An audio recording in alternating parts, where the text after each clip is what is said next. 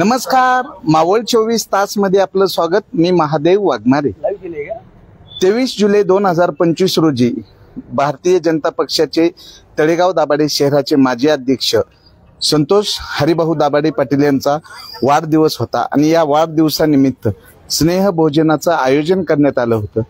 आणि या प्रसंगी मावळचे कार्यसम्राट आमदार सुनील अण्णा शेळके हे राष्ट्रवादी काँग्रेस पक्षाचे असून भाजपच्या उमेदवाराला नगराध्यक्ष पदाची उमेदवारी जाहीर केलेली आहे. तर प्रत्यक्षात आम्ही जाणून घेतोय. काय सांगाल अण्णा? मी वाईट काय केलं त्याच्यात? शेवटी बघा, राज्यामध्ये भारतीय जनता पक्ष, शिवसेना आणि राष्ट्रवादी काँग्रेस पक्ष आदरणीय अजितदादा हे महायुती म्हणून एकत्रितपणाने काम करत असताना मग त्यामध्ये मित्रपक्ष म्हणून RPI देखील आहे. हे सर्वजण एक चांगल्या पद्धतीने काम करतायत आणि महायुती राज्यामध्ये असताना आम्ही मावळ तालुक्यात देखील त्याच पद्धतीनं येणाऱ्या स्थानिक स्वराज्य संस्थेच्या निवडणुकीला सामोरे गेलं पाहिजे.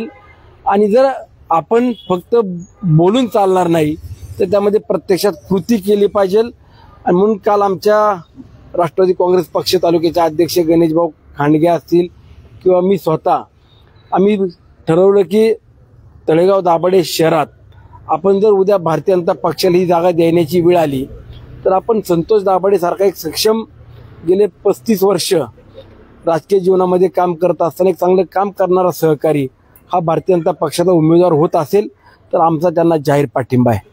आणि राष्ट्रवादी काँग्रेस पक्षाचा आज मावळ तालुक्यात एक वर्चस्व असताना किंवा लोकप्रतिनिधी म्हणून किंवा आमदार म्हणून ज्या वेळेला सुनील शेळकेला 1,10,000ची आघाडी मिळाली, मताधिक्य मिळालं, तरी सुद्धा आम्ही 2 पाऊल मागे यायचं आणि गावामध्ये शांतता असेल, गावामध्ये विकास कामांना प्राधान्य दिलं जाईल आणि जे काही मूलभूत सुविधा आहेत किंवा महत्त्वाकांक्षी प्रकल्प आहेत, आपल्या गावातील काही जुने ऐतिहासिक मंदिर आहेत, देवदेवतांची मंदिर आहेत, काही तलाव आहेत, मुख्य रस्ते असतील, इथल्या शहरातील नागरिकांकरता एक चांगलं गार्डन असेल, क्रीडा संकुल असेल, असे अनेक प्रश्न आपल्या समोर असताना आपण राजकारण किती दिवस करायचं आणि कशासाठी करायचं? मग आज आपण महायुती म्हणून जर भारतीय जनता पक्ष आणि राष्ट्रवादी काँग्रेस पार्टी दोघं एकत्रितपणाने आले तर इतर देखील त्याचं समर्थन करतील आणि सर्वजण व्यवस्थितपणाने या निवडणुकीला सामोरे जाऊ. म्हणून आम्ही ठरवलं की त्याला एखाद्या शहरामध्ये आपला नगराध्यक्ष जरी नाही झाला किंवा आपल्याला संधी नाही मिळाली तरी विकास कामांना राज्याचे मुख्यमंत्री आदरणीय फडणवीस साहेब असतील, आदरणीय अजितदादा असतील, शिंदे साहेब असतील, यांच्याकडनं अधिकचा निधी आपल्या शहराला किंवा तालुक्याला आणायला त्यामध्ये नक्कीच आम्हाला सहकार्य होईल. म्हणून आम्ही ही भूमिका काल मांडलेली.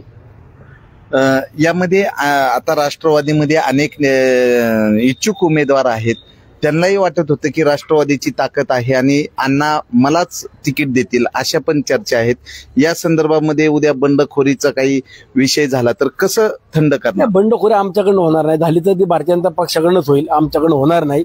कारण आम्ही ज्यावेळेला निर्णय घेतो त्यावेळेला सर्वसमावेशकपणाने निर्णय घेतो आणि आम्ही जे काही काल भूमिका मांडली त्याच्यात आमच्या सर्व तालुक्यातल्या किंवा शहरातल्या प्रमुख नेते मंडळींना देखील या बाबतीत थोडी कल्पना दिलेली होती. आम्हाला बंडखोरी करायची नाही, आम्ही होऊन देणार नाही. परंतु काही जाणीवपूर्वक जर कोणी असा प्रयत्न केला तर तो भारतीय जनता पक्षाकडनंच होईल, हे मी तुम्हाला स्पष्टपणे सांगतो. राजकारण करू नका.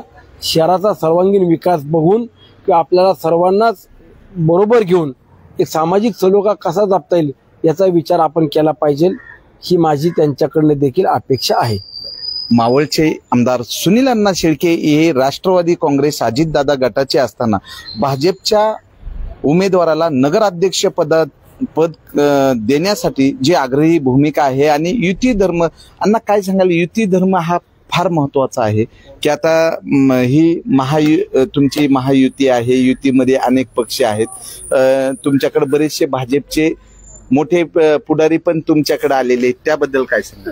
युती म्हणून आम्ही एकत्रितपणे गेले पाहिजे. मग त्या ठिकाणी Bharatiya Janata Paksha, Rashtrawadi, Shiv Sena, Republican Party of India, Swabhimani Republican Paksha यांना देखील आगामी काळामध्ये नगर परिषद, पंचायत समिती, जिल्हा परिषद ह्या किंवा बाकी काही सहकार क्षेत्रातल्या निवडणुका आहेत त्यामध्ये देखील कसं स्थान देता येईल हे एकत्रितपणानं बसून निर्णय घ्यावा लागेल आणि तो फक्त एकटा सुनील शेळकेने घेऊन चालणार नाही किंवा राष्ट्रवादी काँग्रेस पक्ष म्हणून आम्ही फक्त पुढाकार घेऊन चालणार नाही, तर इतरांनी देखील त्याचं समर्थन केलं पाहिजे किंवा त्यांनी देखील 2 पाऊल पुढे आलं पाहिजे.